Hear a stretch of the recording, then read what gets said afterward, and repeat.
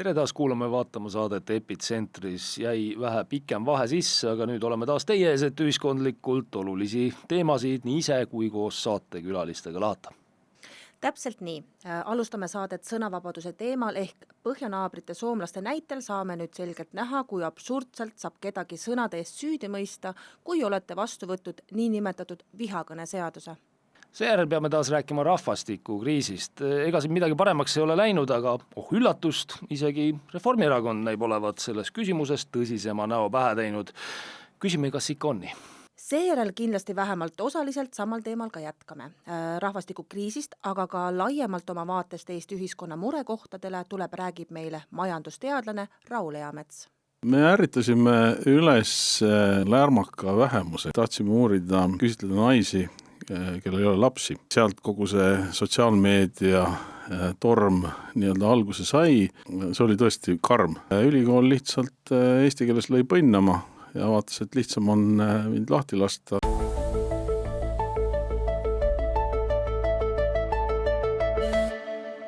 Muidugi alati ka see meeldetuletus, et oleme siiralt tänulikud, kui saad aidata saatel levida. Nii on. Palun telli meie kanal, märgi see saade meeldivaks ja jaga seda sotsiaalmeedias oma sõpradega. Aga nüüd saamegi taas koos teiega teile minna.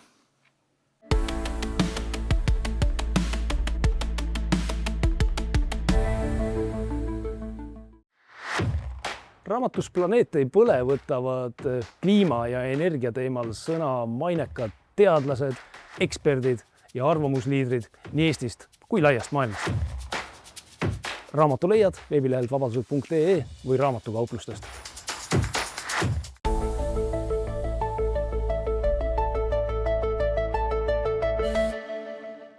Siin märtsi lõpus jooksis meilt ka siin see uudis läbi, kuidas Soome kõrgem kohus mõistis süüdi sealse endise siseministri ja parlamendi liikme Päivi Räsäneni niinimetatud vihakõnes või ma ei tea, peenutsevalt öeldakse siis vaenukõnes, et kuidas keegi soovib.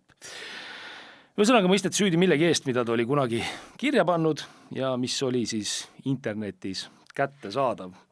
Ja ka meil Eestis loomulikult jooksis see uudistest läbi, näiteks ERR tegi ülevaatliku uudise ja tegelikult ka jätkuuudise, mis puudutas USA saatkonna reaktsiooni selles küsimuses, et sellist otsust siis peetakse seal muret tekitavaks. Aga nüüd mul on tunne, et meil, Eestis siin ühiskonnas laiemalt, me tegelikult seda küsimust vist väga rohkem ei arutanudki või jäi sulle siin? Mulle ei, pigem mitte, jah. Pigem nagu ei jäänud, aga ma just küll ütlen, see on arusaadav, eks ole, et ei arutatud. Mingi Soome asi on ju, et juhtus Soomes, mitte Eestis, et mis see siis ja ka mis see puutab? Ma siin kohal tahaks nagu ikkagi vaielda, et Soome on meile väga lähedal. Me tihtipeale ju vaatame Soome poole, kas me, ma ei tea, kas me kirume, kas me kiidame, kas me laidame, kas me loeme uudistest, et selles mõttes ma ei saaks öelda, et tegelikult väga kaugele meist peaks jääma. Või käime tööl seal, eks ole? Või käime tööl. Paljud käivad tööl seal. Või reisil. Mõned isegi reisil, jah. Et tööreisil ka. Aga ühesõnaga, ma ei ole üldse kindel, et Eesti inimene laiemalt üldse teab, milles see asi täpselt seisnes. Oli mingi Räsänen, on ju, midagi seal vist ütles homode kohta midagi, mõisteti süüdi, midagi oli, kahtlane inimene igal juhul, eks ole, süüdi ka mõisteti, siis on eriti kahtlane, et ma ei tea, muidu olen ise ka temaga rääkinud, intervjuu teinud, et ma ütlen, et minule ei tundunud kahtlane, et tegelikult on kristlane, räägib seda, mida usub, muuhulgas ka siis homoseksuaalsete suhete kohta, aga see loomulikult, kuidas keegi arvab neist, see peakski olema nende teema. Aga miks meie peaksime seda teemat rohkem ehk arutama, on ju väga lihtne, et see arutelu ei peaks jääma sinna niinimetatud, Eestis ka niinimetatud konservatiivsetesse ringkondadesse, eks ole, vaid seda peaks nagu laiemalt ühiskonnas arutelu all hoidma ja just nagu põhjusel, et ka meie valitsusel on ju plaan selline vihakõne regulatsioon endiselt ka Eestis vastu võtta, et kuna meil seda ei ole, siis Euroopa Liit on algatanud ka rikkumismenetlused, meil sotsialistid loomulikult on pahased, et meil seda vastu võetud ei ole ja nii edasi, et selline see on. Nii et meil tuleks enda kontekstiga see juhtum ikkagi selgemalt minu arvates ühiskondlikult ära siduda ja igas laiemas arutelus selle üle, kas meil on vihakõne regulatsiooni vaja, me peaksime kohe esimese asjana ütlema, et vaadake, mis Soomes selle tulemusel toimunud on. Ehk siis selle sama Räsäneni juhtumi näide, et sellest võiks õppida. Ja see näitab tegelikult, et miks me ei tohi uskuda neid, kes lubavad, et mitte midagi ei juhtu sõnavabadusega. Et sa võid karistust kartmata ka edaspidi oma arvamusi, usulisi veendumisi avaldada. Soome näitab ju nüüd, et ei või, on ju. Ja siin ongi mitu olulist aspekti, millele tähelepanu juhtida. Et esmalt see, et millest see Räsäneni lugu üldse algas. Et ma arvan, et ega seda ka väga palju, kes luges uudise läbi, see luges, eks ole, kes luges pealkirja, ega ta võib-olla ei süvenenud ka, et see algas aastal 2019 juunikuus ühest Twitteri postitusest, mille Räsänen tegi, eks ole. Twitteri postitus, milles ta kritiseeris Soome Luteri kirikut, mille liige ta ise on. Ja kriitikat sai see kirik nagu põhjusel, et oli otsustanud osaleda sellel niinimetatud Pride paraadil. Lehvitada ka seal vikerkaare lipuga ja olla, ma ei tea, uhke kõige selle üle, eks ole. Jälle, iga inimene ise otsustab, mis tema sellest mõtleb, et minul on tunne, et kui kirik tahab osaleda Pride paraadil, mingi osalegu siis, eks ole. Aga kui Soomes, Luteri kiriku liikmel Päivi Räsänenil on teistsugune seisukoht või arvamus, on ju, ja ta seda heaks ei kiida kiriku liikmena ja ta Twitteris siis postitab selle kohta, et kas siis peaks teda sellest kuidagi menetlema ja karistama, vot Soome näitel näed, et peab. Ja mis ta siis tegi? Ta postitas Twitteris sellise küsimuse, kuidas sobib kiriku õpetuslik alus ehk piibel kokku sellega, et häbi ja patt tõstetakse esile uhkusena. Ja sinna alla pani ta kusjuures siis foto ka siis Uuest Testamendist, ühest kirjakohast, täpsemalt siis Pauluse kirjast roomlastele, kust võib siis nii aru saada, et homoseksuaalset vahekorda Jumal heaks ei kiida, et midagi sellist, eks ole. Ma lihtsalt ütlen, ma ei võta selles osas sõna, et mina ei tõlgenda seda, ma ei ole mingi usu asjatundja siin, et ma ei taha sellisena ka näida, on ju. Ja see võibki siis jagu teoloogidel, eks ole, aga teisel tasandil, eks ole, sellisel põhimõttelisel tasandil, mis puudutab siis sõnavabadust, see, kuidas sa tõlgendad neid kirjakohti, ei oma absoluutselt tähtsust. Tähtsust omab see, et selle postituse kohta tehti Räsäneni suhtes siis kaebus ja politsei hakkas seda uurima. Ja see ei ole tegelikult mingi nalja uurimine, et tegemist on kriminaaluurimisega. Saad aru, sa postitad küsimuse postitad Twitteris. Kuidas sobib kiriku õpetuslik alus ehk piibel kokku sellega, et häbi ja patt tõstetakse esile uhkusena ja siis politsei kutsub sind üle kuulamisele, siis kuulab sind 5 tundi üle. Nagu see Räsänen ka intervjuus kirjeldas mulle paar aastat tagasi, 3 aastat tagasi, millal ma tegin seal, kirjeldas, et 5 tundi kuulati üle seal, siis tal oli piibel laua peal ja siis muudkui seal arutleti selle üle, et kuidas ta mõistab seda või teist või kolmandat nagu piibel. See on täiesti absurdne. Kujuta ette, miks te seda teete? Milles see küsimus siis on, eks ole? Et muide siin, mitte oluline, vaid ongi see, et Räsänen on ju väga kogenud ja pikaaegne poliitik, ta on kristlik demokraat, ise oli ka kristlike demokraatide juht siin mõnda aega, 2011 kuni 2015 oli ise veel siseminister, kes siis tegelikult ütleme siis poliitilisel tasandil oli ju politseitööd juhtiv minister, eks ole. Nii, aga mis siis edasi veel tehti? Edasi lisati uurimisse veel mitmed episoodid, kus Räsänen oli midagi öelnud omade kohta ja minu arust lisati veel üks asi nagu eriti absurdselt, et ma ei tea, kui sooviti siis kafkalikult. Et keskseks süüdistuse osaks sai hoopis üks vana voldik, mille Räsänen oli kirjutanud ja avaldanud juba 2004. aastal. Ja selle oli välja andnud Soome Luteri kiriku sihtasutus. Soome oli 2002 vastu võtnud selle niinimetatud kooseluseaduse ja nagu hiljem Eestiski, me oleme seda kõike ise ka näinud siin, eks ole, eks käis sealgi ju terav debatt selle üle, kas see on õige ja siis, eks ole, et mis on abielu ja nii edasi.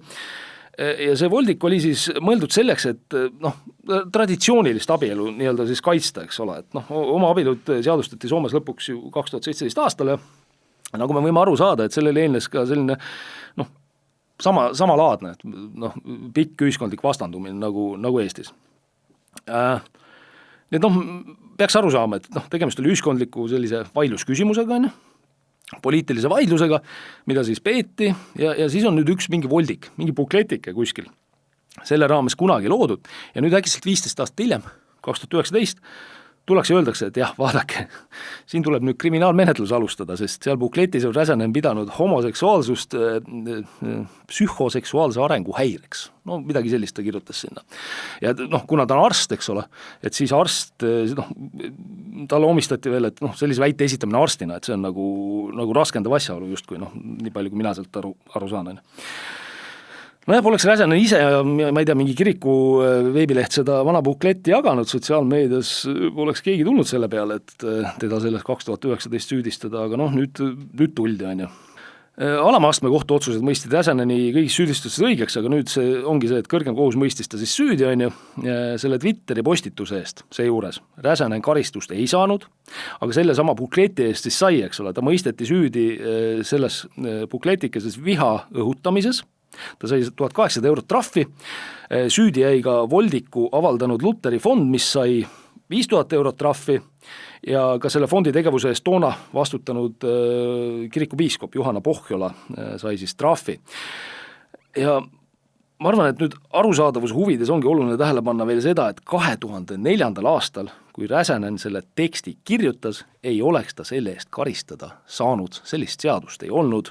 Seaduse muudatus selles niinimetatud vihakõne sättes tehti 2010. aastal ja see ongi huvitav, et sellist viha või vaenu õhutamist käsitleb Soome karistusõigus sõjakuritegude peatüki all, et konkreetne paragrahv ütleb siis, et isik, kes teeb avalikkusele kättesaadavaks või levitab muul viisil avalikkuse seas või hoiab alles avalikkusele kättesaadaval kujul teavet, arvamust või muud sõnumit, mille puhul teatavat inimeste rühma ähvardatakse, laimatakse või solvatakse selle rühma rassi, nahavärvuse, sünnipära, rahvusliku või etnilise päritolu, usutunnistuse või veendumuste seksuaalse sättumuse või puude või muul võrreldaval alusel mõistetakse süüdi rahvastikurühma vastu suunatud agitatsiooni eest ja karistatakse rahatrahvi või kuni 2-aastase vangistusega.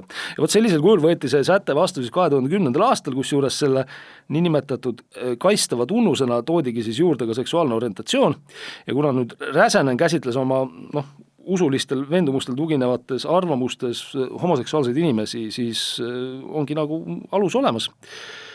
Ja kusjuures Räsänen ise kommenteeris selles intervjuus, mis ma paar aastat tagasi temaga tegin, et ta ju ise parlamendi liikmena mäletab seda seaduse muutmist hästi ja ütles, et keegi ei arvanud, et see hakkab selliselt sõnavabadust piirama. Ma tsiteerin, ma arvan, et keegi parlamendis ei arvanud sel ajal, kui see arutlusel oli, et see keelab sellised kirjutised. Nii et ma ütleksin, et see on lihtsalt absurdne, sest meie seadus ei ole muutunud, minu vaated ei ole muutunud, kui prokuröride arvamused on muutunud. Ja muide siin ongi hea konks selles teemas. Sõjakuritegude paragrahvi alla käivate asjade menetlemine on Soomes peaprokuröri teha, et kui seadus 2010 vastu võeti, hakati seda muidugi ka rakendama, aga esialgu mitte selles teemas. Eelkõige said karistada näiteks põlissoomlased ja nende toetajad, kes midagi immigrantide kohta ütlesid, midagi krõbedamat, reljeefset, olid kriitilised, mõned kindlasti päris koledasti, me teame väga hästi, kuidas võib väga koledasti öelda, siis kasutati seda paragrahvi selliselt tükk aega, aga 2017 sai peaprokuröriks Raija Toiviainen ja tema määratles siis selgemalt, et eesmärk on nüüd võidelda kogunisti selle vihakõne vastu ja seda ta ka siis tegema hakkas ja siis muutus kogu see vihakõne tagaajamine eriti intensiivseks ja nagu me selle juhtumi puhul ka näeme, siis ma ei tea, vähemalt minu arvates eriti absurdseks. Ehk siis me peame silmas pidama seda, et kui me võtame mingi sarnase sätte vastu Eestis siin, siis esialgu võib-olla ei juhtugi midagi. Või vabalt. Inimesed vaatavad, et midagi ei ole muutunud. Aga siis võib juhtuda, et võim hakkab kuidagi intensiivsemalt sellist vihakõne menetlemist nõudma, siis võib mingisugune hullumeelne sattuda meil prokuratuuri juhtima ja siis hakkab pihta ju. Ja ning me ei jõua siis mitte kiiresti ainult sinna Soome ja teiste Skandinaavia riikidega sarnasesse olukorda, vaid nagu me oleme ka saates korduvalt tähelepanu juhtinud, Saksamaa, Suurbritannia, seal on ju absurd, eks ole, inimesed kardavad juba üldse midagi öelda, sest kui nad ei karda ja ütlevad näiteks mõne poliitiku kohta midagi, on võimalus, et politsei tuleb kodu puistama, tehakse suur trahv, pannakse vangi isegi koguni nii et ma ei ütleks, et see on selline naljaasi ja see Soome näide just nimelt, sellepärast minu arust me peaksimegi seda tõsiselt arutama selles küsimuses, et ühesõnaga sellele tuleb vastu seista, ei tohi seda lasta juhtuda. No täpselt nii. Eks me siis võime omalt poolt soovitada ühte mõtteeksperimenti kõigile. Et kes arvavad, et selliseid usklikke inimesi, nagu näiteks Räsänen on, tuleb kindlasti põhjalikult kriminaalkorras menetleda. Mõelge näiteks nii, et me oleme selle seaduse vastu võtnud ja võimule tulevad nüüd inimesed, kes teile meeldib. Me oleme seda, tegelikult seda mõtteharjutus ise siin ju ka ju rääkinud, on. Et tulevad võimule inimesed, kes teile ei meeldi. Et kas te sellisel juhul julgete oma mõtteid avaldada, on ju? Yeah. Vot, sest te ju ei tea, äkki pärast seda tuleb politsei teile külla. Nojah, kujutage ette, et tulebki mingisugune selline kriminaalmenetlus ja kasutatakse samu asju ära, aga ümber pööratult. Et sõnavabadus kas on kõigile või ei ole seda üldse? Et kui printsiip ei kehti, et siis ta ei kehti enam kellegi jaoks. Aga läheme siit siis praegu edasi uue teema juurde, räägime sellest, kuidas võimupoliitikud on rahvastiku teemad lõpuks üles leidnud.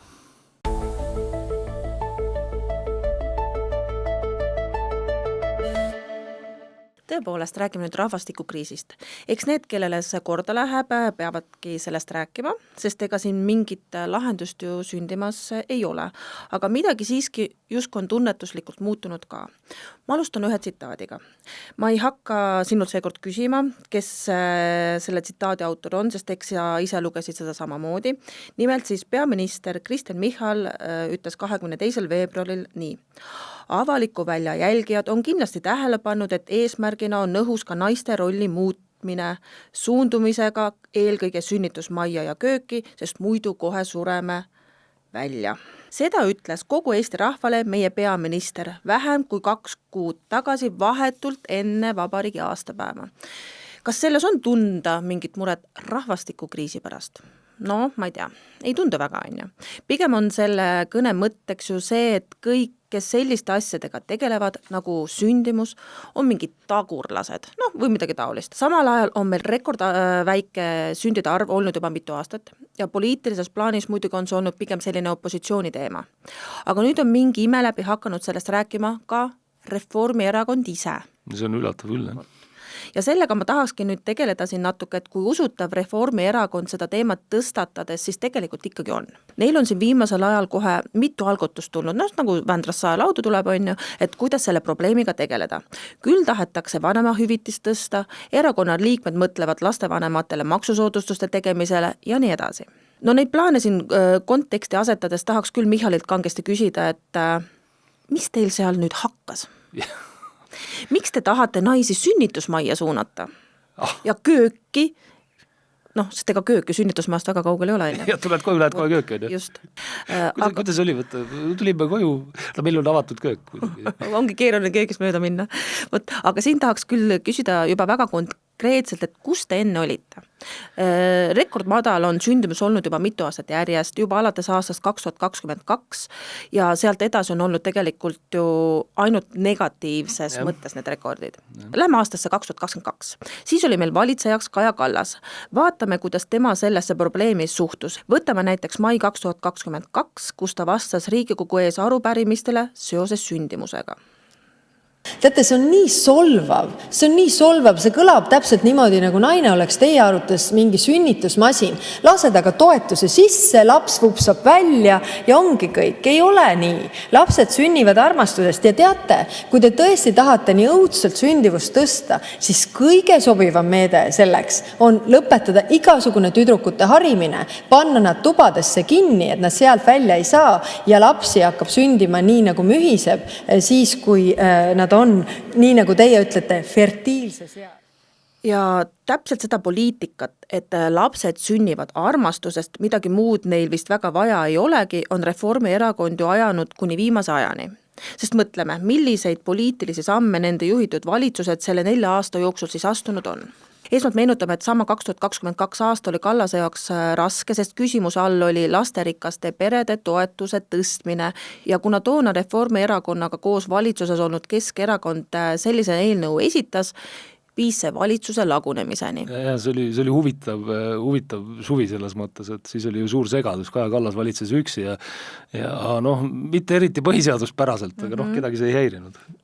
Aga suvel tegi Kallas siis valitsuse koos Isamaa ja sotsidega ja naksti tõsteti lapsetoetusi. Nojah, sotsid Isamaa nõudsid, Isamaa vist ei Nii, aga nagu me mäletame, siis seda kuni valimisteni. Pärast valimisi oli see üks kiiremaid asju, mida sooviti tagasi pöörata ja suurematele peredele mõeldud lastetoetusi kärpida.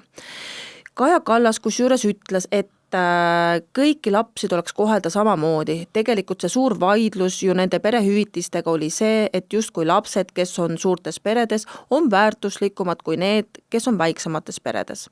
Aga me tegime selle vahe ühtlasemaks, et kõik lapsed oleksid ühtemoodi väärtustatud. Ehk siis viidati ebaõiglusele selles mõttes, et teistel peredel on näiteks 2 või 1 laps, et mis siis nendega? Samas jälle, kas selline poliitika ei olekski suunatud sellele, et sünniks rohkem lapsi? Et kellel on 1 laps, et neil seal sünniks 2 ja 3. Aga millise signaali selline muutmine ühiskonnale annab? Kõigepealt olupoliitilistel põhjustel enne valimisi oled nõus peretoetusi tõstma, aga siis, kui saad pärast valimisi võimule, teed kohe ringi. Naksti käib jälle. Ma arvan, et see ei ehita sellist usaldusväärset keskkonda, kus noor pere oma plaane väga mugavalt teha saaks. Ma arvan ka, et see on nagu põhiline probleem, ega peamine probleem mingis mõttes ega seal on ju argument olemas, et helikopteri rahaga me ei saa, see on arutletav asi, eks ole, aga tegelik probleem ju selles ongi see ebastabiilsuse sünnitamine, et oli nii, sina oled hästi palju rääkinud sellest, kuidas see samane riiklik ebastabiilsuse sünnitamine, mis on tegelikult sellega see poliitikas nagu järjepidevusetus on kestnud ju pikemalt. Sealt välja just rääksime, õppelaenud. Me oleme arutanud seda, et kunagi said õppelaenu, siis kustutatakse ära mingi osa, kui sa, töötad 2 aastat riigitööl, kui sa sünnitad lapse. Kõik sellised teadmised, mis mul on omal ajal olid ka õppelaenu võttes, mina pole neid nii-öelda hüvesid või asju pole saanud, sellepärast need on kas mingi aeg või vahetult tegelikult esimese lapse puhul 6 kuud enne lapse sündi muudeti. Et vaata, see on see ebastabiilsus, mis ongi, sul ei võimalda planeerida lapse saamine ei ole see, et täna sünnitan. Sa pead ka mõtlema, kuidas seda 18 aasta jooksul üles kasvatad. Et kui sul see stabiilsus käest ära võetakse, sa näed seda reaalselt, siis sa mõtled kogu aeg, kas on vaja teist last, kas sa saad teise lapsega hakkama. Kujutame, ühesõnaga, et siin on iga süsteem, mida sa häirid kogu aeg niimoodi, see põhjustabki ebakindlust. Inimesed ei saa nagu aru ja nad siis ei usalda enam seda süsteemi ja võib-olla jäävadki sealt ka mingisugused otsused tegemata. Meie pool küll mitte, meil on armastus. Ja, Kaja Kallase rõõmuks. Aga lisame selle juurde nüüd aga veel ühe kihi. Et kui sai selgeks, et riigil oli vaja kokkuhoiukohti leida, siis 2023. aasta novembris tõsteti lauale võimalust teha seda ka perehüvitiste ja peretoetuste arvelt. Jälle noored, kes seda siis lugesid, kes tegelikult armastavad teineteist, aga mingit kindlust tuleviku suhtes see neile ju tegelikult ei süsti. See sama ebastabiilsuse asi on. Et nad kardavad, et lapse kasvatamine käib neil lihtsalt üle jõu ja abiga kuskilt loota ei ole. Ja veebruaris 2024 väitis minister Riisalo ka seda, et peretoetuste suurus ei mõjuta sündimust sellisel moel, nagu väita püütakse, tsiteerin, lõpetada tuleb noorte survestamine ja rahva väljasuremisega hirmutamine. Ma vabandan. Tegemist ei ole hirmutamisega. Kui laps ei sünni, sureb eestlane välja, see on fakt, see ei ole hirmutamine, see on fakt. Mulle ka tundub, et siin ei ole vaja hirmutada enam, vaid ma olen muidugi nõus, et kedagi ei pea sundima kuidagi, me oleme seda enne ka rääkinud, eks ole, me ei pea isegi mingit plakatikampaania, midagi sellist tegema, me peame lihtsalt väärtustama seda, eks ole, ühiskonnana ja kui me seda ei väärtusta, siis me sureme välja, ongi kõik. Nii. Ja siis, et seda toetuste teemat veel ebakindlamaks ajada, kaalus valitsus 2024. aastal veel ka lastetoetuste vajaduspõhiseks muutmist. Jah, ma põhimõtteliselt ei ole selle vastu, et need, kellel vaja pole, et neile peab kindlasti maksma, aga esiteks ei tohi selline süsteem olla administratiivselt kulukas. Jah, et sa süsteemi käitumiseks maksad rohkem, kui see toetus ise on. Vaid see peab võimaldama lihtsalt selgitada, kes siis saab seda peretoetust ja kes mitte. Aga lõpuks me ei tea, kui lihtne selline, ütleme, vahede tegemine on või kui pluss skeemid, No me ju teame isegi, vanemahüvitise skeemi tehti siin ja kõike seda. No nüüd, vaata siin ongi, et omal ajal sai vanemahüvitisega lihtsamalt skeemitada, nüüd on see, et ma saan aru, et seadus on ka muutunud, et need skeemitamisi vähendada, küll sa saad, kui sa tahad.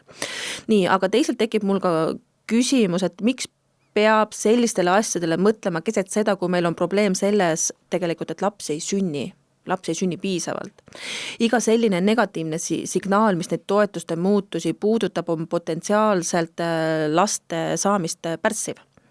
Ehk siis siit ei oska muud välja lugeda, kui et vahet pole, on sünde pärssiv, siis on pärssiv, meie valitsuse poliitika on teistsugune. Jah. Nii, lisaks sellele tahan ma meelde tuletada, et sama Reformierakonna valitsemise all on katkestatud ka muid lastele ja peredele mõeldud soodustusi. Kõige rohkem on tunda andnud tulumaksusoodustuse kaotamine laste pealt. Aga muidugi ka muud maksuotsused, mis suuremaid leibkondi rohkem mõjutavad, näiteks käibemaksu tõus, sa lihtsalt oled sunnitud rohkem ostma. Ja samuti automaks, mille puhul küll tehti ka lastega peredele eelmisel aastal soodustus ja oleme ise siin püüdnud oma õigusi nõuda, et seda päris nagu ka kätte saada. Aga ma mõtlengi, vaata, aga millest need signaalid räägivad? Need signaalid räägivadki täpselt sellest, et me seda ei väärtustagi. Et meil on mingi teine plaan selle riigile. Praegu on olnud, ütleme 5-6 aastat, või ütleme, millal võimul 2021, eks ole, 5 aastat on olnud sellist poliitikat, kus tegelikult signaalid on sellised, kus öeldakse sulle, et see ei olegi väärtus, et lapsi rohkem sünniks. Nii et kuidagi on juba aastad olnud nii, et olenemata sellest, kas ja kuidas sündimuse probleemi tunnistatakse, valitsuse käitumine, suhtumine ja tehtud otsused on olnud ühesed. Raha ei pane peresid lapsi saama. Ja. Tuleb välja, et siis tuleb hoopis ära võtta. Nii et seda on siis meile aastaid räägitud, aga nüüd äkki valimised jälle paistavad ja hakati rääkima hoopis vastupidist juttu. Et mina küll ei tahaks teada, et kuidas see raha siis nüüd selles loogikas ikkagi peaks panema inimesi lapsi saama ja naisi sünnitama. Ma just pean silmas, et nüüd on välja käidud mõte teha alla 28-aastastele esimest korda lapsevanemaks saavale isikule suurem vanema hüvitis. See on ju diskrimineerimine. Kõige lihtsamas võtmes. Kusjuures ma ütlen seda naisena, kes sai ise esmakordselt emaks 27-aastaselt. Esiteks on see ealine diskrimineerimine, teiseks on see laste arvu koha pealt diskrimineerimine ja kolmandaks on see nende puhul iseendi sõnadele vastu rääkimine. Et Kaja Kallas meile enne ju ütles, et kõiki lapsi tuleks kohelda samamoodi. Sellepärast peab suuremate perehüvitise vähendama. Aga miks siin see ei kehti? Ei kohelda neid lapsi ühtemoodi. Mul on hoopis selline tunne, et ega see ettepanek ongi esitatud niimoodi, et paneme ka midagi, et paneme sisse uus, suvaliselt, oleks võinud ükskõik kuhu selle vanuse piiri panna või ma ei tea, tõesti keegi pakkus siin välja, et mingi loteriisid võiks korraldada, igasugu asju võiks teha, et iga 5 28-aastane saab automaksu vabastuse. Ma ei tea, mingid sellised naljakid asju võiks igasuguseid välja mõelda. Ja tegelikult enne seda ettepanekut käis reformierakondlane Henri Arras välja mõtte, et emadel tuleks langetada laste arvu arvesse võttes tulumaksu. Et mul on väike küsimus teile, reformierakondlased, et kas te just sellist süsteemi ära ei kaotanud meil või? Oli küll, jah. Väga kulukaks läks kohe see elamine. Ja lisaks palun selgitage nüüd lollile, et kus see loogika on, et raha ei pane lapsi sünnitama. Sest kui ei pane, siis ei ole vaja need ettepanekutega välja tulla või kas siis ikka arvate, et veidikene ikka paneb ka sünnitama, kui raha on veidikene rohkem, et lihtsalt otsustage ära. Võiks olla järjepidevat sellist poliitilist mõtlemist, kui selline usk on juba olemas või selline plaan on nagu olemas, et siis võiks ju järjepidev olla, et miks te nüüd äkitselt nagu teistpidi arvate? Täpselt. Kusjuures väga veidra kommentaari on alles hiljuti andnud Signe Riisole Aktuaalsele Kaamerale, öeldes, et praegu oli esimene otsus juhatusel, et vanema hüvitis võiks olla see mõjus meede, mida muuta ja kaasajastada sellepärast, et me teame, et lisaks lasterikka pere toetusele ka vanema hüvitis on ajaloos Eestis laste sündide arvu tõstnud ja seetõttu on väga mõistlik ajaga kaasas käia ja muutunud tööelu ja noorte vajadusi arvesse võtvalt kohendada vanema hüvitise süsteemi. Oot, ma olen selle pooldiks teinud lisaks lasterikka pere toetusele. kuidas nüüd juhtus see, et te ütlete, et lasterikka pere toetus on tõstnud sündide arvu Eestis lisaks vanemahüvitisele? Kas see polnud mitte halb toetus? Oli, sellele oli vastu olla, kõik kriisid, kõik see, ütlen ka muidugi väga õige, et kriisid on lastevanematel, eks ole, tekitavad ebakindlust, need teised kolmandad asjad, nii edasi, aga siis, kus seda ebakindlust ravid, eks ole, siis mõned arvasid, et võiksid nagu rahandada, te olete vastu. Aga nüüd te ütlete, et tegelikult on hästi olnud või? No võt. Aga samas tulemusi ei ole ju. Negatiivsed on tulemus. Ühesõnaga minu arvamus on kokkuvõttes, et ju on jõutud isegi Reformierakonnas mingeid valijagruppide uuringuid tehes arusaamisele, et eestlastele on siiski oluline, et eestlane ei tohi välja surra. Eks nüüd proovitakse sellest teemast teistele kuidagi järgi võtta, sest teema on üleval. Ja muidugi on vaja midagi teha, sest probleem, et me rahvana välja sureme, ongi ju olemas. Majandusteadlane Raul Eamets ütles näiteks aasta alguses, et kui me lähiaastatel asju selgeks ei mõtle, plaane paika ei pane, et muuhulgas muuta peretoetuste süsteemi ja suurendada selle kaudu sündivust, siis varsti ongi tegelikult liiga hilja, et üldse midagi ette võtta.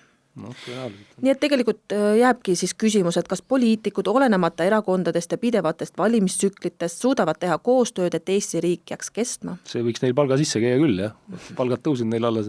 Aga meil on kõik kõrgemad riigiteenistud samamoodi, kõik peaksid nagu mõtlema, et see on meie ühine asi, lisaks siin muudele asjadele, mis me tegeleme.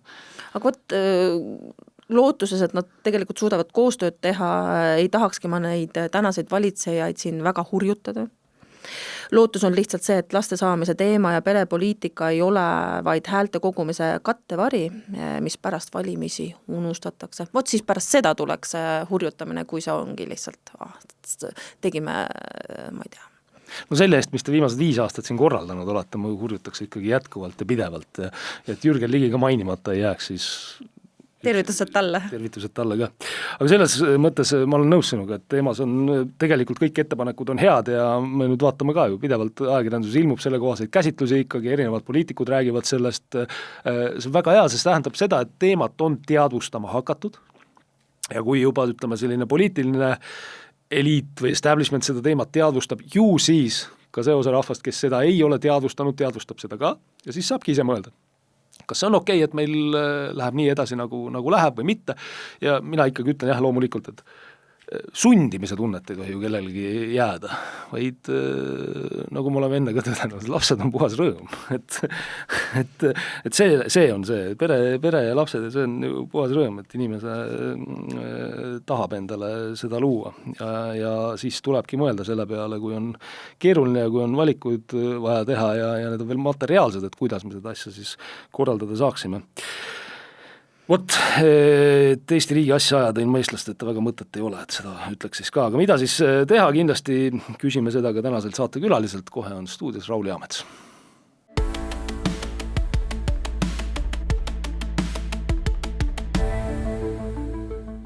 Ja nüüd ongi meil stuudios majandusteadlane ja Bigbanki peaökonomist Raul Eamets. Tere, Raul! Tere! Raul, me alustaks väikesest taustast, me tegelikult siin eelnevas saate osas rääkisime siin poliitilistest arengutest seoses rahvastikukriisiga ja ma ei tea, sinu puhul vist ei ole palju sama asjaga tegelemine, ehk siis mure rahvuse pärast istusin mõni aasta tagasi ühelt töökohalt teisele, võib vist nii öelda? Võib küll, ma olin 37 aastat ülikoolis, sellest viimased 18 aastat professor ja siis olin ka päris suure valdkonna dekaan ja seal tekkis väike segadus ühe uuringu lepinguga ja eks seal oli palju teemasid, üks teema oli kindlasti see, et ma osalesin ka rektori valimistel ja siis võib-olla astusin mõnedele inimestele varba peale, igal juhul lõppes see sellega, et ma maandusin Bigbanka ja töötan seal peaökonomistina ja selles mõttes uus valdkond, uued inimesed ja hoopis teine elu võrreldes ülikooli eluga. Päris pikalt, 37 aastat, see on ikka uskumatu aeg ja ma mõtlen seda just, et kui seda lõppu, see olukord toona oli täiesti tühja koha pealt hüsteeriline. Mis see vaade praegu see distantsilt tagasi vaadata? Me ärritasime üles selle nii-öelda lärmaka vähemuse, kui nii võib öelda. Ehk tahtsime uurida, küsitleda naisi, kellel ei ole lapsi. Ja see, sealt kogu see sotsiaalmeedia torm nii-öelda alguse sai, sest ega paralleelselt me küsitlesime ka paljulapselisi naisi, kellel on 3 ja rohkem last ja sealt ei tekkinud mingisugust arusaamatust, et miks me mingeid asju küsime ja miks me üldse uuringut läbi viime ja selle meedia tormi all, see oli tõesti karm, mis siis nädal aega tuli ülikool lihtsalt eesti keeles lõi põnnama ja vaatas, et lihtsam on mind lahti lasta, ilma et oleks nagu täpsemalt uurinud, et mis siis juhtus ja milles üldse asi on. Ja eks ma vaidlen ülikooliga siiamaani veel kohtutes, ega me ei ole veel lõpuni selle vaidlusega jõudnud. Nii et see oli, tol hetkel oli see väga karm. Ma ka lootsin, et ma saan ühel töökohal rahulikult pensionipõlveni välja tiksuda, aga saatusel olid omad plaanid ja täna ma ütlen, et ka erasektoris on väga huvitav töötada ja sisuliselt ma Bigbankas lõin endale töökoha, sest sellist ametit varem selles pangas ei olnud.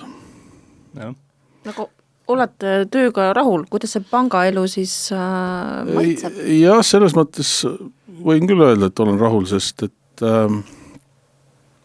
natuke ma tegelen samad asjadega, millega ma tegelesin ülikoolis, sest et ma ka praegu tegelen makroökonoomika teemadega väga tihedalt ja tegelikult ma ei ole kunagi nii informeeritud olnud majanduse seisust kui täna, sest et ma hoian kätt pulsil ja jälgin igapäevaselt statistikat ja uudiseid. Lisaks ma viin läbi panga sees koolitusi nii uutele tulijatele kui vanadele olijatele, ehk ma tegelen loengutega edasi, mis on siis see, mida ma tegin ka ülikoolis. Ja osalen ka selliste strateegiliste otsuste juures nii panga nõukogu töös, sest enne seda ma kuulusin peaaegu 15 aastat Bigbanka nõukogusse ehk olen selle panga tegemistega nagu olnud kursis päris pikalt. Ja loomulikult siis üks väga oluline aspekt on see avalikkuse ees esinemine, et ma ei ole siis nii palju ajaleheartikleid kirjutanud kui 2 viimase aasta jooksul, nüüd võib-olla tõmban natukene tagasi, et on natuke rahulikumalt seda kirjutamist, aga teistpidi kui on midagi öelda, siis ju ikka ütled ka.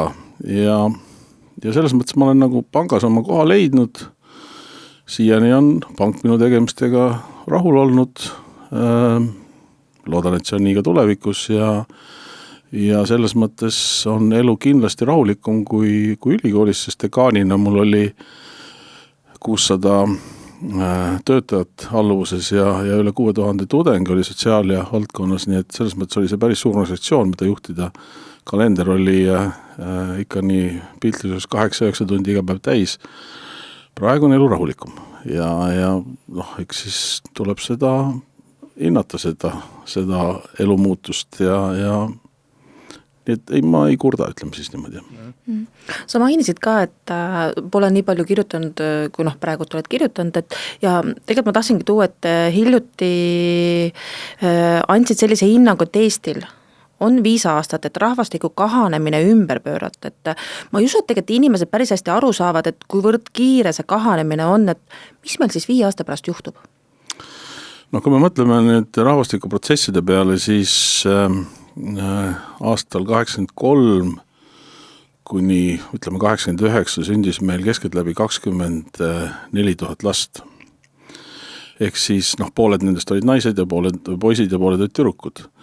Ehk siis jämedades 12 000 naist ja neid sündis siis ikkagi päris pika perioodi jooksul, siin 8-9 aasta jooksul. Need inimesed on täna jõudnud siis sellisesse soliidsesse keskikka, ütleme siis, kui me võtame viimase piiri veel, kus enam-vähem palju sündis, juba oli sündimus natuke langenud, oli 1990, siis need naised on täna 36 aastased. Ei, on. Nüüd ma 36 aastased. Ja me teame, et selline aktiivne sünnituse iga naistel on ütleme 25-40. Üle 40, jah, sünnitakse, aga ikkagi siis kohe kõvasti kukub see sünnitamine. Ehk siis tegelikult on meil isegi nüüd vähem kui 5 aastat juba praegu, kui me võtame, et 90-sed on 36-aastased, siis ütleme 40 aastat, 4 aastat on veel aega minna, kui neil on 1 või 2 last, nii-öelda sünnitada 3. laps, siis hakkab toimuma järsk kukkumine. Ehk siis, ütleme isegi kui kõik naised, kes siis jõuavad ja sünnitavad, neid on lihtsalt füüsiliselt oluliselt vähem. Ehk siis meil praegu on veel viimased väga arvukad põlvkonnad nii-öelda tegutsemas, kellel on võimalus saada 3. laps ja see aken põhimõtteliselt sulgubki 2030, siis juba edasi tulevad, sest siis saavad need 90. aastal sündinud 40-aastaseks. Miks ma räägin 3. lapsest, sellepärast, et see on ka üks asi, mida ilmselt väga sageli ei teadvustata, et pooled lapsed meil elavad peredes, kus on 3 või rohkem last. Ehk enamik lapsi elab tegelikult paljulapselistes peredes. Ehk sealt tuleb see juurdekas, mitte 1 või 2 lapselistest peredest. Ja nii ongi.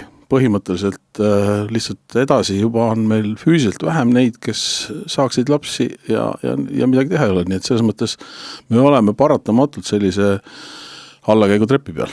Ma mõtlen seda, et ma arvan, ma isegi tegelikult ma kuulan, ma saan aru, aga ma tegelikult ei kujuta seda kuidagi moodi ette, et kui järsk see kukkumine ikkagi siis tuleb. Ta tuleb niimoodi, ütleme siis niimoodi, et kõige suurem langust hakkab siis 90-ndast juba hakkas langema, praegu ei ole numbrid peas, aga siis ta jõudis seal 98-99 jõudis ka kuskil 14 000 peale, ehk siis sisuliselt 10 000 vähem, poole vähem, jämendatutes natuke vähem kui poole vähem. Nii et see kukkumine oli väga järsk ja siis ta väga pikalt oligi seal 13-14 000 peal, vahepeal tõusis 15-16 peale ja nüüd 22. aastast alates on jällegi toimunud väga kiire langus, eelmine aasta oli 9000 last. Ehk siis see kõlab ju natukene nagu naljakat või kummaliselt, aga me ju tegelikult täna teame, kui palju meil on aastal 2050 25-aastaseid naisi. Teame.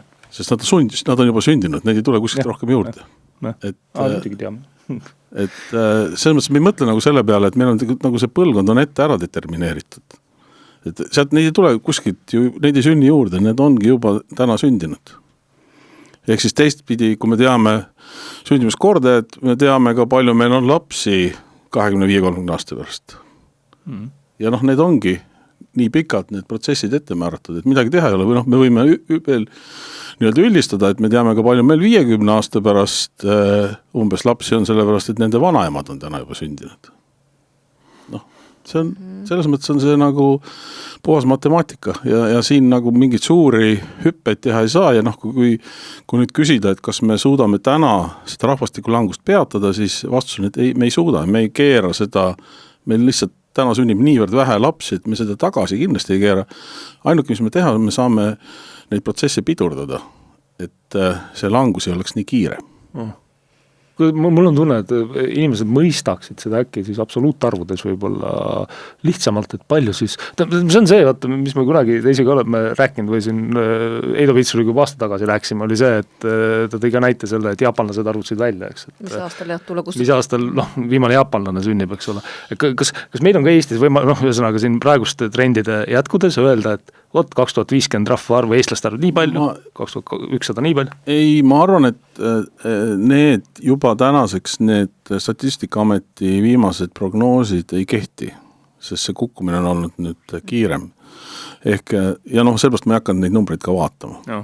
Nii et jah, seda kahanemist, kui me räägime rahvastiku kahanemisest, praegu pidurdas kõvasti see ligi 50 000 ukrainlast, kes siia tuli ja see lükkas teatud numbreid meil kõvasti edasi, et see nagu leevendas rahvaarvu kui sellist vähenemist.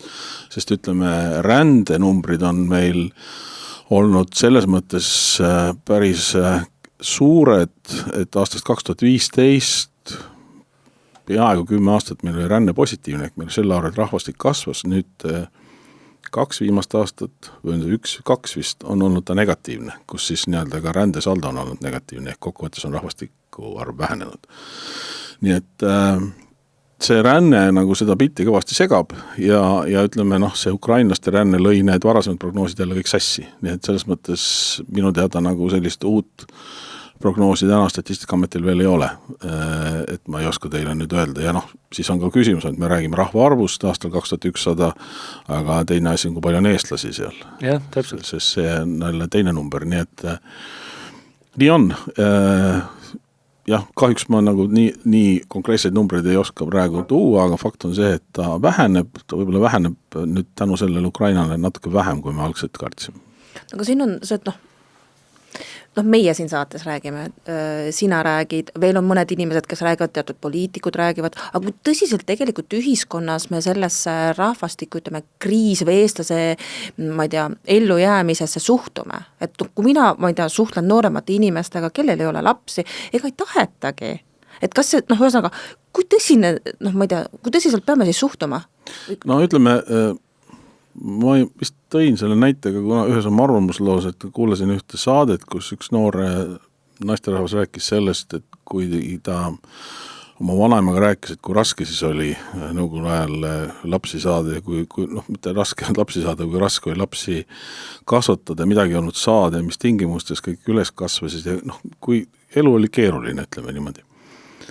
Ja siis ma hakkasin mõtlema, et huvitav, see tüdruk vist selle peale nagu ei mõelnud, et kui vanaema oleks mõelnud siis nii, nagu tema täna mõtleb, siis tal ei oleks olnud kellegagi rääkida. Et noored ei mõtle selle peale, nagu üks teine selline päris hea niisugune metafoor on see, et täna ju, ütleme, paljud naised valivad siis kas laps või karjäär. Paljude jaoks on see väga oluline. Ja siis hakkad mõtlema, et aga kui sa oled 75 ja pluss, kas karjäär helistab sul õhtul koju või kui sa haigeks, et kas ta tuleb haiglasse ja hoiab su kätt? Ei hoia, ütleme siis niimoodi. Ja minu arvates üks, kas oli USA õde kirjutanud raamatu lahkujatest, kes on, ühesõnaga tal oli mingi mitu tuhat viimast kohtumist inimestega, kes surid ära. Ja kas mõni nendest enne surma rääkis oma töökarjäärist? Mitte ükski ei rääkinud töökarjäärist. Kõik rääkisid suhetest, inimestest, lastest, peresuhetest, sugulastest. Eks see on see, mis lõpuks nagu lauale jääb. Keegi ei rääkinud, et kui laheda karjääri ma tegin, vähemalt mitte sellele õele. Ja ma ei usu, et see elu siin Eestis nagu väga teistmoodi on. Mina tahaks lihtsalt öelda, kui kõigile naistele, kes valivad karjääri ja laste vahel, tegelikult on mõlemad võimalikud. Et mul on ka 3 last, ma ei saa öelda, et mu elu nagu seisma on jäänud sellel ajal. Et igaks juhuks siuke remark siin, et jah. See kogu see ühiskonna suhtumine, seda tuleb nagu selles mõttes muuta, et hiljaaegu oli ka Postimehes üks artikkel, kes kirjeldas seda meie perekonnaõpetust, mis räägib abielu riskidest. Suguhaigused, perevägivald, soovimatu rahestumine. Abielu riskidest. Just. Perekonnaõpetus räägib meile põhimõtteliselt seda, mis igasugused jamad võivad kaasneda sellega, kui sa abiellud. Mitte sellest, suguhaigused, perevägivallaga ma olen nõus, selles mõttes, et vaimne tervis, just, ühesõnaga, parem on mitte seksida, sest siis ei tule lapsi. Ma natuke utreerin, aga põhimõtteliselt ma kujutan ette, et enamik lapsi, kellel kodus võib-olla nendest asjadest ei räägita või on kodus ka võib-olla mingid suhted ligadi-logadi, siis ta saab koolis ja ainult kinnitus sellele, et jumala eest, parem on mitte igaks juhuks lapsi saada ja parem ka mitte abielluda, sellepärast, et sellest tuleb ainult jama. Ehk me ei tekita sellist positiivset kuvandit ja kool on ju väga oluline koht ja paljudele ainukene koht, kus nendest asjadest räägitakse, kodus ei räägita. Aga jah, me pigem võimendame seda negatiivset kuvandit. Mulle on saadetud üks kuvatõmmis Facebooki grupist, kus tuntud ajakirja toimetaja otsib naisi, kes tahaksid kirjeldada oma negatiivseid kogemusi sünnitamisel. Mitte positiivseid. Ma olen seda sama kusjuures näinud ja. Millest me siis nagu räägime? Me ainult võimendame seda negatiivset poolt, mitte seda, mina sain hiljaaegu 4. korda vanaisaks. Ma ütleksin, et mina olin väga rõõmus ja mu tütar, kes sai 4. lapse, oli ka väga rõõmus. Ta ei rääkinud midagi kui ebameeldiv kogu see protsess oli. Teisi sina oled kirjutanud ju terve artikli sellest, kuidas oma kogemusest... Jah, oma kogemus sünnituse poole, et vaata, see ongi nagu positiivse artikli sellest. Just, aga sealt inimesed ikka leiavad negatiivsed asjad üles. Et tegelikult vaata, me oleme rääkinud ka siin sellest, et ühiskonnas väga palju me näeme just nimelt seda emadust kui halb asja, et laste saamine või lastega mingite asjade läbi elamine on justkui hädaorg. Oi, nad jäävad haigeks, siis ei saa tööl käia, oi, nad jäävad haigeks, nad ei saa lasteaeda, siis umbes ma ei saa reisile minna. Et tõepoolest tuuakse väga palju negatiivset esile. Et see on see.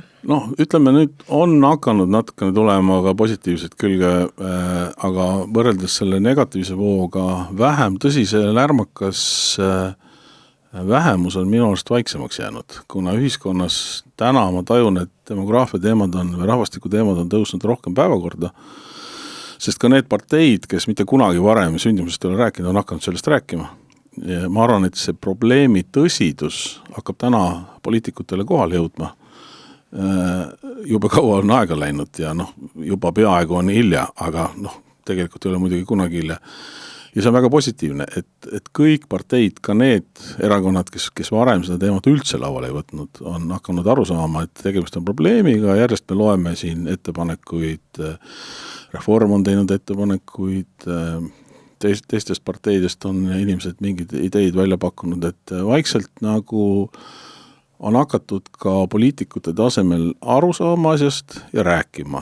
Võib-olla sealt edasi juba järgmised sammud on, et hakatakse ka midagi tegema, sellepärast, et see on kindlasti selline teema, mis nõuab mingisuguseid parteide üleseid kokkuleppeid, sest siin on vaja nagu kogu süsteem üles ehitada ja mõelda, kuidas seda probleemi lahendada, mitte et me siin võtame natukene raha, paneme sinna, võtame sealt natuke, paneme siia. Ja ma mõtlen nagu niipidi, vaata, et kas see, kogu see temaatika, üks pool sellest ongi see, et individuaalsel tasemel, kui inimene tunneb, et teda individuaalselt tasemel kuidagi sellega nagu survestatakse, kui rünnatakse nii edasi, siis tegelikult see ongi nagu vale, et tegelikult on see, minu arvates nagu majanduspoliitika juhtimine, et keskkond on tarvis luua või? Keskkond on tarvis luua, keskkonda saab luua, eks ole, ainult läbi selle, kui tehaksegi koostööd ja tunnistatakse seda. Meil on ikka mitu aastat olnud see keskkond ju hoopis tükis, või ma ei tea, kuidas sa tunnetad seda nagu selle teemaga tegelikult. Keskkond hoopis minu arust nagu laste saamisele vaenu, vähem meie teisiga, eks ole, lapsi kasvatades küll tunneme seda, kas või see sama käibemaksu tõus, keda ta siis kõige raskemini nagu tegelikult pitsitab, ikkagi suuremaid leibkondi. Kõik need otsused siin, et ühisdeklaratsioonis enam teha ja järjest võtame vastu paljulapseliste toetuse sisse, jälle tühistame ja ühesõnaga need on need probleemid ja aga nagu ma ütlesin, et lootus on, et nüüd võib-olla hakkab asi muutuma ja ütleme, laias laastus üks asi on kogu see väärtusruumi muutmine, et see, millest ma rääkisin, et nagu seesama perekonnaõpetus võiks kuidagi positiivseks muutuda ja tuua neid rohkem neid positiivseid näiteid, natuke tuleb, võiks poole rohkem või 2 korda rohkem tulla. Aga teine asi on see, et tänapäeval ongi elu kallis ja laps on luksuskaup ja noored on muutunud väga kalkuleerivaks. Ehk teiste sõnadega nagu, kui me ütleme, et raha ei loe, siis me petame ennast, et tegelikult ikkagi kõik uurimused ja küsitlused, ka see nii-öelda naiste arstide poolt tehtud terviseuuring, kui seal õigeid küsimusi vaadata, siis on selgelt näha, et ikkagi majanduslikud põhjused on väga olulised põhjused, sest et inimesed kalkuleerivad, võtavad Exceli tabeli ette, hakkavad arutama ja öelda, et raha ei ole oluline, see on rumal. Raha on oluline ja toetused on olulised ja neid võib-olla erinevas vormis minu arvates kõige nagu selline radikaalsem ja põhimõttelisem on seesama Vitsuri ja Neivelti ettepanek ja ma arvan, see on väga õige ettepanek, et kõik, kes on lapsi kasvatanud ja lastega kodus olnud, teavad, et see on, kui neid on veel mitu, on täiskohaga töö, midagi ei ole teha. Sa teed rohkem seal tööd, kui sa töö juures teed tööd tegelikult, et naised põgenevad laste juures, nüüd ma jutumärkides, tööle selleks, et natuke rahu saada. See ei ole tegelikult nali. See on päris tõsi, olen mina seda teinud, et küll oli hea pärast vanemahüvitise perioodi lõppu minna tööle, et sa said 8 tundi lihtsalt teha nagu päris, nagu sellest, ütleme, väikese lapse rutiinist nagu välja, et see tegelikult ongi nii. No just, aga me seda tööd kuidagi ei hinda.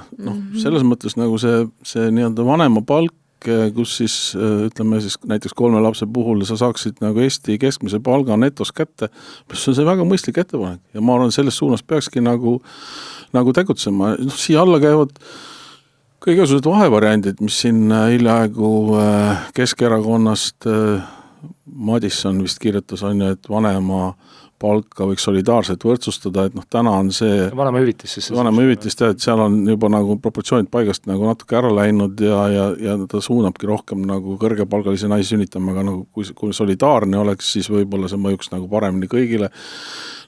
Neid ettepanekuid on veel, siin igasugused need maksusoodustused ja muud asjad, aga ütleme, võib-olla ühest asjast on nagu, et ütleme niimoodi, et mina olen igal juhul selles parteis siis jutumärkides, kes ütleb, et otsetoetused on olulised, et inimesel on otsetoetused olulised.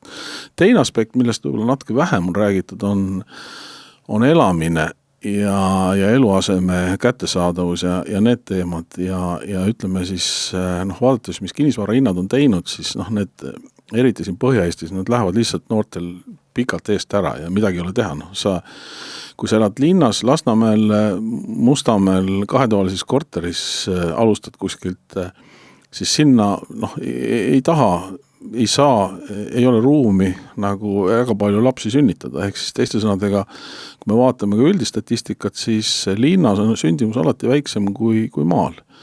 Ja kui uuringuid vaata, siis ka noored tahaksid elada kuskil ajusas asustuses, kus on siis, ütleme, ei ole need korterimajad üksteisele hundikus otsas, vaid on lapsel ruumi õues mängida ja tegelikult see nii-öelda selline poliitika, et ma ei tea siis, kas osa vanemahüvitist kanname noorele perele selleks, et ta saaks teha esimese eluaseme sisse maksu või mis iganes meetmed, mis nii-öelda meelitaksid noored linnast välja. Okei, ütleme, et mitte võib-olla Setomaale, kuigi sinna oleks ka väga tore. Ma ise elan Otepää lähedal ka maal ja olen väga rahul, aga kas või siis linna lähedale maale, ütleme niimoodi. Ja omavalitsustel võiks olla vastavad meetmed, et kui me saaksime nii-öelda inimesi rohkem maale elama, nii sõna otses mõttes, siis see kindlasti pikas perspektiivis seda sündimust parandaks seda elukeskkonda ja muidugi paralleelselt tuleb lahendada kõik need, jälle me jõuame sinna, et aga see tähendab otsetoetusi sellepärast, et siis on juba transpordikulud hoopis suuremad ja muud asjad. Lõpuks me jõuame muidugi sinna, et mida rohkem inimesi elab maal, seda suurem on ka riigi julgeolek, et kui meil Võrumaa tühjaks kolib, kes siis vaatab piiri ääres, et mis toimub ja kes üle piiri tuleb ja nii edasi, et see on vastuvoolu ujumine, sest inimesed tahavad nagu linna enam, aga vaatame Tallinna ümbrust, vaatame Tartu ümbrust, ikkagi me näeme, kuidas nii-öelda see linna ümbrus hakkab paisuma nagu pärmi peal, kui on võimalus kortermajast ikkagi minna ära oma majja maale elama, siis ikkagi seda tehakse ja seda peaks... Need linnalähedased, eks need ole samamoodi kinnisvara hinnad, eks ole, suht kättesaamatu. Jah, aga see tähendabki, et aga siis suunamegi neid toetusi sinna. Tähendab, mõtleme selle peale, kuidas aidata, et nad seda saaksid teha, et ega neid näiteid on ilmselt mujalt ka võtta, et kas aitame, ma ei tea, intressi fikseerida või mis iganes, ega neid meetodeid on erinevad, põhimõtteliselt peaks olema idee, et me tahame seda teha ja siis hakkame välja mõtlema, praegu ei ole isegi nagu see kohale väga jõudnud, et see regionaalpoliitika ja maaelu arendamine võiks olla üks väga oluline sündimuse tõstmise meede, sellest nagu tegelikult väga ei räägita, ütleme nüüd. Ja eks ühiskonnal, mis soovib mingisugust probleemi, ükskõik millist probleemi lahendada, on tegelikult ju valik, et kas ta siis paneb sinna lahendamisse mingisugused ressursid või ei pane, eks ole. Et see on tegelikult esimene asi, millest sa siis peaksid nagu alustama ja nagu me siin rääksime ka ja ütlesime enne, eks ole, et või sa tõid ka välja, et siin mitu aastat on siis tegelikult ressurssi nagu ära võetud sealt, kõik need maksusoodustuste kadumine, jälle väga oluline edasi, eks ole, tõstame, langetame toetusi ja edasi. Et ükskõik kuidas me seda lahendame, me ilmselt, päris kindlasti ilma selleta, et ühiskond lisaressurssi sinna paneb, me ei saa. See on küsimus, kui palju siis on optimaalne või kui palju oleks vaja üldse? Ütleme, see on prioriteeti küsimus, ütleme, et mitte keegi ei kobisenud laiemalt, kitsamalt ühiskonnas, kui me otsusime, et hakkame panema 5% kaitsekuludele. See on väga hea turundus selles mõttes, noh, mille teeb meie eest ära juba see, eks ole, kes meie naaber on. See näitab, et küsimus ei ole selles, kas raha on või ei ole. Küsimus on tahtes ja poliitilises tahtes ja kokkuleppimises. Täna on kõikidel erakondadel ühine arusaamine, et julgeolek on juba oluline, paneme sinna raha. Kui samasugune arusaamine tekib rahvastiku küsimustes, täpselt sama teema, põhimõtteliselt. Noh, vaatame, milline on meie avaliku sektor nagu tervikuna ja arvestades seda, et noh, lähema nüüd ütleme siis 5+ aastate pärast, aga isegi juba noh, täna ütleme laias kui me vaatame lasteaedu, siis isegi nüüd tulid uudised, isegi Tallinnas hakkab mingid lasteaekohti järgi jääma, tähendab, et no mis me siis räägime väikestest kohtadest on ja kui need, võtleme nüüd on ju, et 13 000 sündis, nüüd sünnib 9000, noh, juba on selge, et lasteaekohti lähiaastatel on vähem vaja, 5+ aasta pärast, 6-7 aasta pärast, kui nad kooli jõuavad, siis hakkab drastiliselt vähenema koolimajade vajadus. Võtame 25 aastat praegus, siis ma arvan, et meil on poole vähem õpetajaid ja koolimajasid vaja, sest meil pole lapsi lihtsalt enam. Ehk meil hakkab tekkima nagu, ehk me saame selle arvelt kas või laenu võttes, me teame, et meil hakkab sealt hakkab nagu raha üle jääma, noh, laias laastus, et noh, tõsi, siin töötab vastu on ju see, et tervishoiukulud ilmselt hakkavad kasvama, sest et elanikkond vananeb ja nii edasi, aga fakt on see, et öelda, et meil on hariduses samas mahus raha vaja, ma mõtlen proportsionaalselt kui täna, kui näiteks 10 aasta pärast on kindlasti vale, sellepärast, et noh, meil pole enam kedagi õpetada, ütleme niimoodi. Nii et kõik kokkuvõttes on see tahte küsimus. Kui tahetakse, siis leitakse. Ja leitakse nii palju, kui vaja on. Et noh, üks asi, millest ma mõtlesin, et peaks ka nagu rääkima, on see, et on ka siis terve nagu poliitiline vaade on see, et mitte ei ole vaja otsetoetusi, vaid et on teenuseid vaja pakkuda. See on Reformierakonna poliitiline. Nii, ja kui me nüüd mõtleme, mis see tähendab, ütleme, üks suur teema on huviharidus on ju. Noh, ja me jällegi, see on muidugi huvitav, et see on nagu reformi teema, et riik teab tegelikult, et minu laps tahab okitrennis käia või korvpallitrennis on, mitte pere ei otsusta seda. Ehk teiste sõnadega selle asemel, et anda perele see raha, et ta ostaks selle okivarustuse või suusavarustuse või korvpallivarustuse, mis iganes, me anname raha nendele trennidele, kes siis nagu hoiavad seal ka kunstlikult päid üle, sest noh, kõikil on lapsed olnud teavad, et ega lapsed ei ole ka päris ju neil oli ka päris selge, kas neil meeldib nüüd see okimängimine, tennis, tantsimine või korvpall. Nad vahetavad neid trenne nagu suhteliselt tihedalt, eriti alguses. Ja see tähendab seda, et seda saaks nagu pere otsustada, kuhu ta nagu raha annab, sest et kui laps enam okitrennis ei taha käia, aga ta on siis okitreener helistab koju, et kuule, et ära nüüd see aasta veel teda nagu siit maha mul nimekirjast võtta, sest et siis ma saan nagu vähem raha enne. See ei ole ju normaalne tegelikult.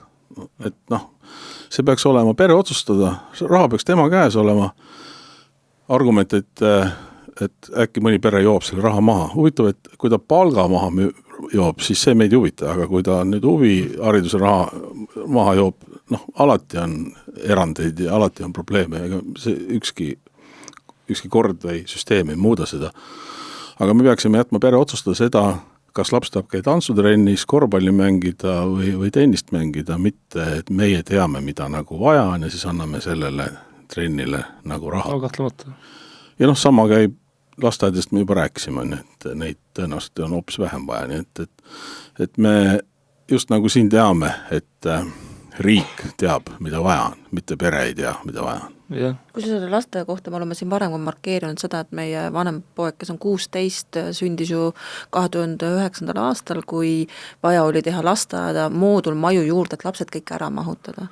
Tänaseks päevaks on kõik need moodulmajad ära võetud ja rühmaruume on tühje. Ja noh, samamoodi ma näen ju põhikooli lõpus, et mitu paralleeli on praegult või kui palju on, ma ei tea, teise lapse klassis paralleeli, et noh, tõsi ta on, et ei, no see käibki lainetega, noh täna on ju me räägime sellest, et ülikoolid peavad võtma rohkem, noh see sama asi täpselt, et nüüd on vaja võtta rohkem tudengid vastu, sest praegu on need kohordid on ju, kes jõuavad kõrgharidusse 5 aasta pärast neid, 10 aasta pärast neid enam ei ole, et noh, nii on ju. jah, no ongi seda, kõike saab muidugi raamistada ka uudispealkirjades positiivselt, me oleme siin ühes saates teeme välja, teisi tõi välja, et üks uudis kõneles sellest, et lasteaiakohtade probleem laheneb iseenesest, oligi selline pealkiri, sest lihtsalt lapsi ei ole ja näed, kõik saavad lasteaiakohad. Aga mulle selle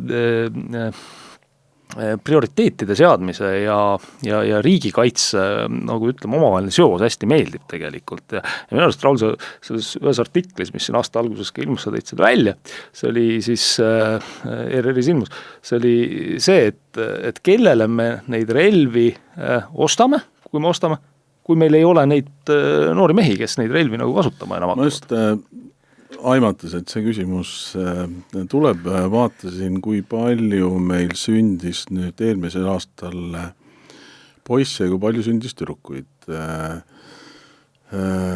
Ja me näeme, et poisse sündis kokku siis 4738. Praeguste standardite järgi umbes 40% on nendest sõjaväekõlbulikud. Ehk siis, mis see teeb, 40% 4700-st, ütleme 1900 poissi on nagu enam-vähem kaitseväekõlbulikud. Meil tänaste hinnangute juures on vaja kaitseväkke kuskil 4500 noort aastas. Nii, isegi kui me võtame tüdrukud juurde, mida pole täna veel tõsiselt arutatud, me saame jääb ikkagi natukene puudu. Ehk siis teiste sõnadega ehitame üles uhkeid kaitsesüsteeme, ostame relvi, aga keda me sinna relvade taha paneme. Ja lõpuks muidugi võib ka retoorilise küsimuse, keda me kaitseme, kui see rahvaarv väheneb, aga ütleme, kui ma sellest kirjutasin, ma sain ka kurja kommentaari, et mina nüüd oma last kahurilihaks ei sünnita. Tegelikult ma tahaks siis küsida selle noore ema käest, kellel ilmselt, ma arvan, endal veel siis sel hetkel lapsi ei olnud, et kui sul on poeg, kas sa siis ütled talle tõesti, et ära mine kaitseväkke, et me räägime kaitseväest. Et kui teil on ka poeg, ma ei tea, kas te siis ütled kodus, et ära jumala eest mine kaitseväkke. Minul käis poiss kaitseväes, oli väga rahul ja mul on väga hea meel, et ta õppis asju, mida ta ennem ei teadnud ja ta teab, kuidas Eestit kaitsta, ta teab, kuidas oma peret ja iseennast kaitsta, mis sellest nagu halba on, aga meil pole sinna kedagi saata lihtsalt, sest et poiss ei ole. Mul ei lihtsalt see märgatud, isegi kui me paneks naised sinna kaitseväkke, minul tekkis, me oleme seda tegelikult ju siin välisriikide näitel arutanud kodus, naised kaitseväes, kes siis sünnitab, kui nad seal ka veel on? Vaata, siin on ju, kas oli Taanis kohustuslik või?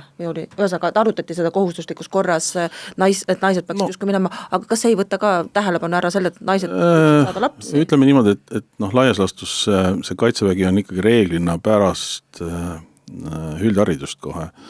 Ja ütleme, meil ei ole enam seda aega, et 22-aastaselt hakatakse sünnitama. Meil ikkagi sünnitamine on juba nihkunud sinna 25 peale, kõrgem haridusega naistel isegi vaata, et 30 peale, et jõuab kaitseväes enne ära käia. Ja ma arvan, seal lõpeb ka asju, ka naised õpivad asju, mida neil igapäevalus tegelikult väga vaja lähevad. Võimalik, jah, ma mõtlen see kahuriliha kommentaar, see on lihtsalt see, et kes ikka muidugi tahaks sõda, kes tahaks lapsi kahuriliha, need edasi, see on kõik arusaadavad hirmud või sellised emotsioonid ja nii edasi, aga eks see kommentaar lihtsalt ei taban märki hoopis teisel põhjusel, sellel põhjusel, et siin viidatakse hoopis teisele probleemile. Probleem on selles, eks ole, et mis ka lõpus ütlesid, et kui meid enam ei ole, miks me neid kulutusi teeme, tegelikult taandub lõpuks, eks ole, sellele.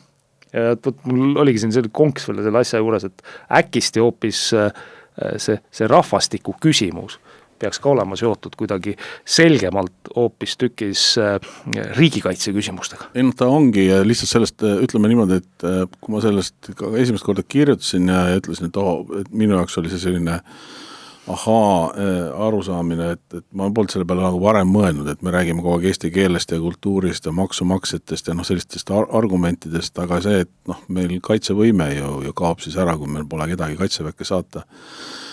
sõjaväelased on sellest juba ammu rääkinud, aga noh, see info on olnud, seda ei ole nagu niimoodi avalikult väga palju arutatud, et see ja seda ei päästa ükski ränne ega mitte midagi ja arvata, et nüüd tulevad siia Ameerika sõdurid ja hakkavad meie eest võitlema, noh, vaadates, mis täna maailmas toimub, siis see lootus on suhteliselt väike, nii et me peame ikka ise ennast kaitsma ja noh, nii ongi.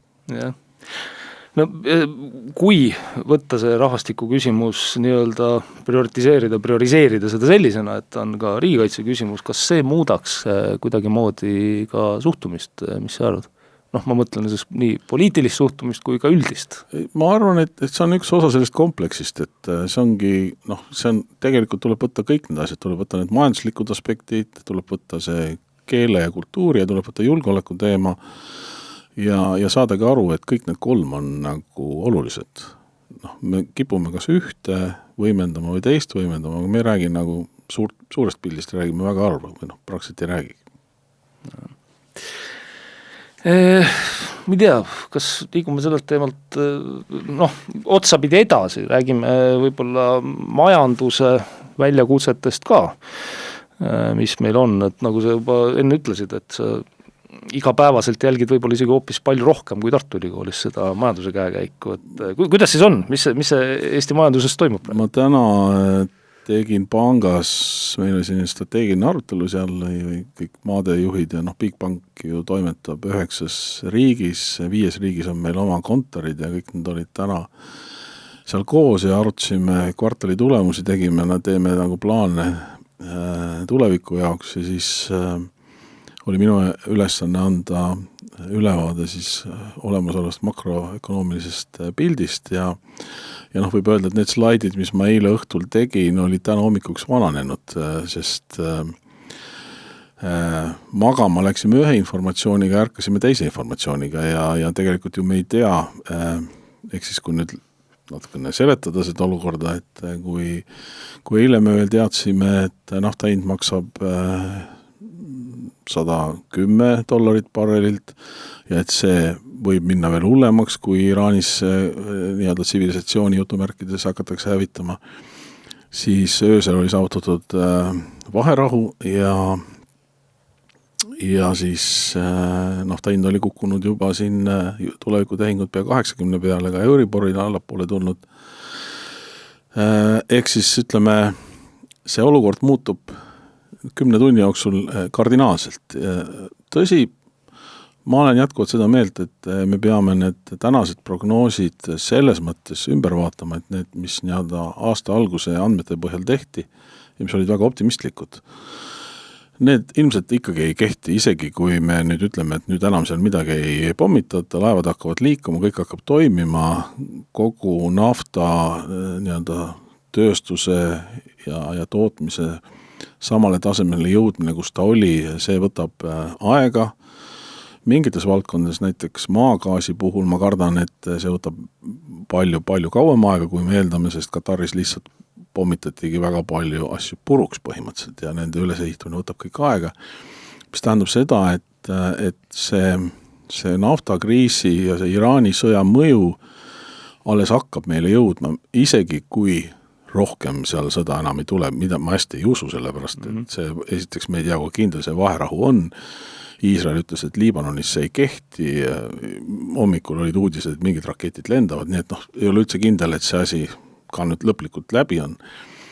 Siis noh, me näeme seda mõju on ju läbi tanklahindade, ehk siis igapäevaselt oma rahakotis, kes autoga sõidavad, tunnevad seda. See nüüd lähikuudel, ma arvan, juba järgmise kuu numbrites on see selgemini näha, kandub hakkab üle kanduma teenuste ja kaupade hindadesse, sest et tahes või tahtmatu transport mõjutab meid kõiki ja kui transpordi hinnad tänu kütusel lähevad kallimaks, siis kallineb nii kaubaveod, kui kallinevad ka reisijate veod, kõik kallineb. Ja siin ei toimu väga kiiret nagu tagasikeeramist ja sügisel ma arvan tänu eriti just gaasi hinnale ja gaasil põhineva elektri tootmisele hakkab kogu see asi meile kohale jõudma läbi energiahindade. Ehk siis tegelikult, kui tuleb uus kütteperiood, ma ei usu, et see tuleb samade gaasihindadega, mis ta praegu oli. ja noh, mõeldes, et kogu Euroopa kütab elektrit, või tähendab, noh, väga suur osa Euroopa elektrist saadakse gaasijaamades, siis see tuleb ka sealt läbi importitud kaupade sisse meile ja võib-olla viimane kanal on toidukaubad ja toiduained, sellepärast et on ka selge see, et juba täna on läinud väetised kallimaks, ehk siis põllumajanduslik tootmine kallineb ja seda me hakkame ka nägema siis ilmselt rohkem nagu sügisel, sest praegu said asjad maha pandud ja tehakse ära veel varude pealt, aga sealt edasi neid varust enam ei ole sama hinnaga, ehk siis lõpuks nagunii kantakse need hinnad lõpptoodangusse. Nii et toiduainete hinnad, kütte, transport ja energeetika, need mõjud alles jõuavad siia ja ma arvan, et paljuski me näeme neid mõjusid alles sügisel, nii et selles mõttes tuleb ilmselt inflatsioon kõrgem, kui me eeldasime ja majanduskasv tänu sellele tuleb madalam, sest majanduskasv on ju reaalsete näitajate baasil, ehk siis kui hinnad kasvavad väga kiiresti, siis ei saagi reaalne majanduskasv väga kõrge olla. Nii et ma usun, et kõik korrigeerivad neid majanduse kasvunäitajaid allapoole, ka neid, mis nüüd just äsja avaldati, sest noh, seal oli selge, et nad ei osanud veel midagi prognoosida, sest kõik oli nii värske. Jah. No see on see maailm, kus me elame lihtsalt nii ebastabiilne, noh täpselt, et hommikul, ma ei tea, kas selle üle nalja tohib visata, aga viskasid välja, et see on see Trumpi jänese strateegia, kes on seda pilti näinud, kuidas ta selle lihavõtte jänesega seal rõdu peal seisab ja siis teatab, kuidas, mis ta teatas seal tsivilisatsiooni hukust või midagi, et aga okei, see selleks. Küsimus iseenesest on nagu selles, et juba kriis on. Viimased, ma ei tea, noh, 10 veel täis ei saa, aga aastaid, et jube depressioon. Ma ei jaksa enam, et ega meil nagu, noh, kui me seda üldist maailmapilti vaatame, no ega meil siin kriisi vältimiseks nagu midagi teha ei ole siis. Noh, mingid asju saaks nagu teha, noh, ütleme, natukene nagu ärritab see meie eriti ühe ministri selline arrogantsus, et kui kõik ümberringi alandavad mingeid makse, räägime siin viimane ettepanek oli jälle kütuseaktsiiside alandamisest, kõik riigid ümberringi seda teevad. Ja siis tõuseb üks minister püsti, tõstab lipu üles, ütleb, et ei, kõik on lollid, et ma tean, et nii ei peaks tegema. Kas me peaks selle ministri nimega ütlema teisi, mis sa arvad? See on rahandusminister Jürgen Ligi, noh, siin mul ei ole nagu ma kirjutasin sellest tänases või eilses õhtulehes, et siin ei ole midagi nagu häbeneda, aga noh, see nagu, või siis seesama toiduainete hinna käibemaksu langetamine, rootslased just viimasena tegid seda, noh. Me lihtsalt lööme omale vastu rinda ja ütleme, et see on jama ja meie teame, kuidas asjad käivad. Noh, see oleks kas või ma olen nõus, et toiduainete käibemaksu alandamine on meede, mis tabab võrdselt kõiki nii jõukaid kui vaeseid ja vaestel oleks võib-olla seda rohkem vaja, aga me ei otsustame üldse mitte midagi teha. Noh, maksame siis kas või toetust inimestele või noh, teeme mingeid kompensatsioone, noh, minu arust oli see täitsa mõistlik ettepanek, mis tehti, et kui kütuseaktsiiside tõttu riik saab täna rohkem raha, siis selle arvelt võiks aktsiisi maksu vähendada, eriti inimesed, kes maal elavad, oleks see suureks abiks, kes peavad palju kasutama oma autot, muidu ei saa lihtsalt hakkama. Ei, me ei tee seda, sest et üks rahandusministri väide oli see, et see läheb vastuollu meie pikaajaliste plaanidega. Siis ma hakkasin mõtlema, et mis asi see, siis ma mõtlesin välja, et meie pikaajaline plaan on see, et me laseme inflatsioonil minna nii kõrgele kui saab. Me ei tee midagi selleks, et seda takistada, sest siis ju valitsuse eelarve täitub paremini. Tänu kõrgetele maksudele tuleb rohkem ja see ongi nagu valitsuse eelarve on saada, valitsuse eesmärk on eelarve saada rohkem tasakaalu, laseme hindadel tõusta, ärme tee midagi selleks. No, see on ju suhteliselt küüniline. No, ja ma ei ole kindel, et nad nii mõtlevad, aga nii kukub välja, ütleme. Ma korra teen lihtsalt märkuse, miks see Jürgen Ligi, noh, meile siin natukene naljada, me üheski saates ei saa temast mööda, sest tal ikka suudab midagi jälle öelda, eks ole, mida me jälle kommenteerime, et siis me alati noh, viskame siin juba nalja, et näed, Jürgen Ligita ei saa, et ta on minister. Jah, nii on ja noh, ta võtab ka nagu sõna kogu aeg kõikidel teemadel ja mõnikord on inimest kaunistab ka oskus vait olla. Jah, noh. Seda oleme samuti öelnud. Ehk tegelikult, kui ma siin kuulan, siis üks asi on see, ütleme, globaalne mõju Eesti majandusele. Aga tegelikult on meil omaenda riigisisesed otsused ju samamoodi, et kui me vaatame, ma ei tea, sellest laiemat pilti viimastel aastatel, kui palju see maksupoliitika siis meie seda majandust mõjutanud on? Noh, ma arvan kindlasti, kui ma olen nüüd jälginud Balti riikide arenguid päris lähedalt ja ütleme, Leedul on omad põhjused, me võime sellest ka rääkida, Leedu on meist eest lihtsalt ära purjetanud. Turg on suurem, kaubanduspartnerid on teised, majanduspoliitika on natuke teine olnud, Leedu on eest ära läinud. Aga Lätiga ma ei näe nagu mingisuguseid väga suuri erinevusi Eestil ja kui me vaatame kaubanduspartnerid, vaatame majandusstruktuuri, meil on nagu suhteliselt sarnane, aga Lätil ometi on olnud siin viimased paar aastat seis palju parem kui meil.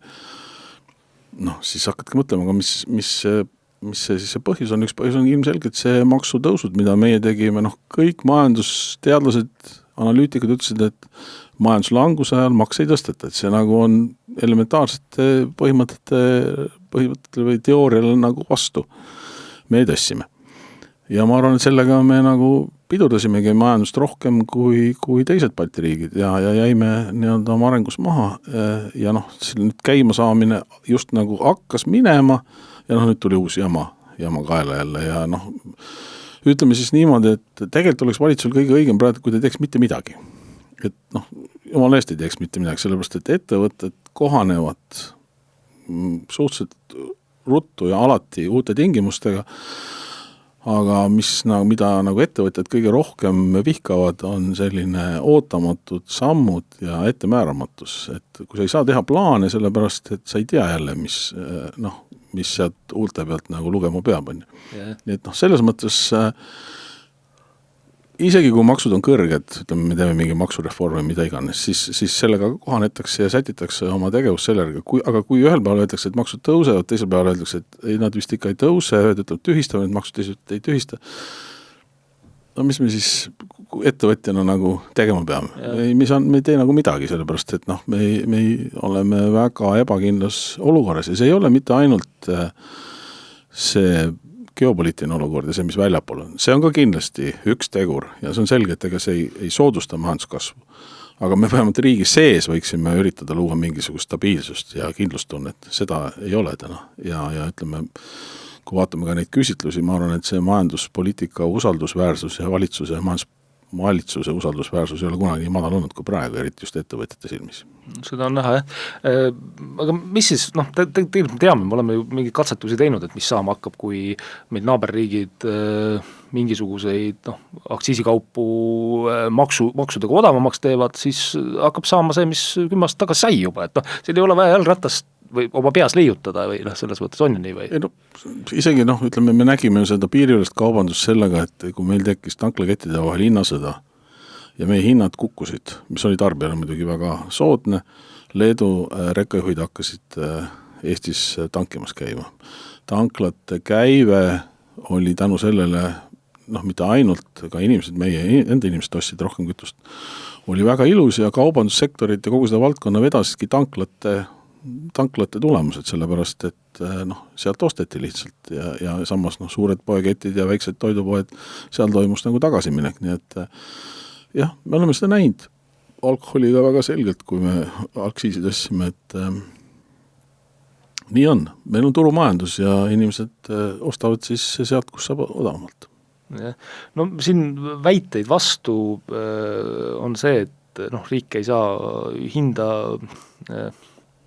määrama hakata või selles mõttes siis hakatakse talongisüsteemi tegema ja nii edasi, kuskil Sloveenias või Slovakkias oli ka mingi uudis, et tänu sellele kütusekriisile pidi piiri peale panema, sest nad kõigepealt panid hinnale piiri peale, lae peale, eks ole, ja siis hakkasid naaberriigist tulema sinna tankima, nagu see asi täpselt käib, turumajandus, et siis tuli nii-öelda talong peale panna, eks ole, et ei saaks osta.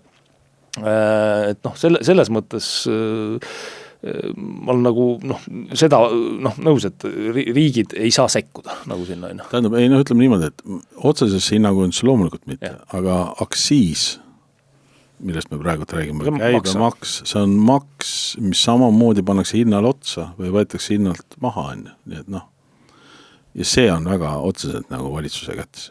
Ja absoluutselt jah, ma seda mõtlengi, et noh, see alkoholi näide on lihtsalt nii hea ja ega tegelikult oli vist ka kütustega nii, et käidi ju Lätist tankimas ja see asi tõenäoliselt siis tuleb tagasi. Ja teine, millest räägitakse, noh, mis on toidukaupade puhul, eks ole, et siin kampaania ka, et toidukaupade aktsiis, et noh, et see ei muuda midagi või see ei muutu midagi. Malta oli üks koht, mida minu arust minister toob kogu aeg nagu näiteks, meil õnnestus eelmine suvi Maltal käia, noh ikka, läheme kuhugi, siis me uurime natuke tausta ka, kuidas selle olukorraga on, et Maltal ei ole, ma arvan, sellepärast toidukaupade hind kõrgem kui Eestis, et seal käibemaks on toidukaupadele väiksem või ma ei tea, kas kohati on praktiliselt 0. Ei, Maltal on sellepärast toidu hind kallim, kuna seal toitu ei toodeta. No just, noh millegipärast seda oli uudis minu arust eile või üleeile kuulsin Rootsi kogemusest, kus nagu öeldi väga selgelt välja, et jah, asjad läksid poes odavamaks. Aga noh, neid ei ole populaarselt näited tuua enne. See sõltub rohkem nagu konkurentsi, ma saan aru, et kaubanduses meil Eestis konkurents ei toimi. Ühesõnaga ministrite arvates, selle üle peeti siin ju tükk aega sõda, et meil on liiga palju seda poepinda või ma ei tea, kuidas, kas see on loogiline või ei ole loogiline? No, ütleme niimoodi, et me jõuame ikka sinna välja, et meie teame, et me teeme õigesti ja teised kõik on lollid ümberringi. Noh, ja kui me selle teadmisega nagu elame, siis no palju õnne, no mis ei olegi midagi rohkem arutada. Aga toome siia hoopis teise nurga sisse, toome siia meie, ütleme, valitsuse ja meie valitsemiskulud. Et kui meil siin kärpaeg tuli, siis öeldi, et näed, et kõik hakkavad kärpima, aga tegelikult kui sisuliselt me siin vaatasime, et mis kärpeid siis tehakse, ega sisulisi kärpeid ju riik ju ei teinud. Et kas selline solidaarsus riigi poolt on tegelikult sellises, ütleme, majandusolukorras oluline? Siin on nüüd mitu teemat. Üks teema on see, et jällegi juba eespool tsiteeritud ministriga on olnud mul siin ka ajakirjanduse veergudel vaidlusi selle üle, kui palju meil avalikus halduses inimesi tööl on. Tema väidab, et on 20 000 natuke peale, need, kes on nii-öelda avaliku teenistuse ametnikud, mina ütlen, et on üle 30 000 ja minu aluseks on siis Eurostati statistika, kes vaatab kõiki avalikus halduses töötavaid inimesi, mitte ainult neid, kes avaliku teenistuse seaduse järgi, sest meil on igasuguseid ameteid, meil on igasuguseid mittetulundusühinguid, meil on selle nii-öelda riigi aparaadi ümber palju inimesi, kes töötavad avalikus halduses ja kui me võtame selle nii-öelda Euroopa Liidu võrreldava statistika, siis me näeme, et meil on ütleme, Euroopa Liidu keskmine, isegi natuke vähem on seal hõivatud inimesi, et meil see pilt nagu protsentides väga hull ei ole, ma peast ei mäleta, kas on natuke üle 6% midagi, aga samas Soome, kus tegelikult maksudega jagatakse oluliselt rohkem raha ümber, Soome maksukoormus on 45%, meil on 35%, ehk siis, ja seal oli minust 4,5%, ehk siis see palju väiksem ametnike armee jagab selle raha ümber ja saab sellega hakkama, ehk öelda, et meil ei ole nagu avalikus halduses kokkuhoiuruumi, noh, see lihtsalt ei päde, ütleme siis niimoodi, et tegelikult, ja noh, siin tuleb alati teha vahet, et ma ei räägi avalikus sektoris tervikuna, sest et siis tuleb juurde on ju julgeoleku teema, haridus, meditsiin on ju, noh, seal jällegi me juba enne rääkisime, et tõenäoliselt hariduse vajadused siin 10 aasta jooksul hakkavad vähenema, samas näiteks tervishoius tõenäoliselt hakkavad kasvama, nii et see omavahel nagu tasakaalustab neid asju. Aga avalikus halduses on meil kindlasti kokkutõmbamise ruumi ja noh, ütleme, kui me vaatame selle aasta, see on sama riigieelarve seletuskirja, siis avalikus sektoris tööjõukulude kasv oli üle 9%, ehk siis hakkab jällegi nii-öelda avalik sektor vedama seda palgarallit meil, et ega kui avaliku sektori palgad kasvavad, siis erasektor peab järgi tulema ja see omakorda jälle võimendab inflatsiooni, kui palgad kasvavad, et loomulikult on meil seal kokku tõmbamise ruumi ja noh, kui me mõtleme, meil on ju terved tööstusharud tekkinud, ma ei tea, roheteemade ümber, kõik on konsultantidega, audiitoritega, kes kõik sellest, kõik tegelikult riigi raha peal ju elavad, on ja noh, ma ei räägi igast mittetulundusühingutest ja nii edasi, et noh, see on tohutu armee inimesi, kes nii-öelda selle avaliku sektori rahapoti ümber on et noh, seal on kindlasti väga suured võimalused kokkutõmbamiseks. no vot, aga ei ole ju kuskilt näha, et kellelgi oleks huvi üldse sellist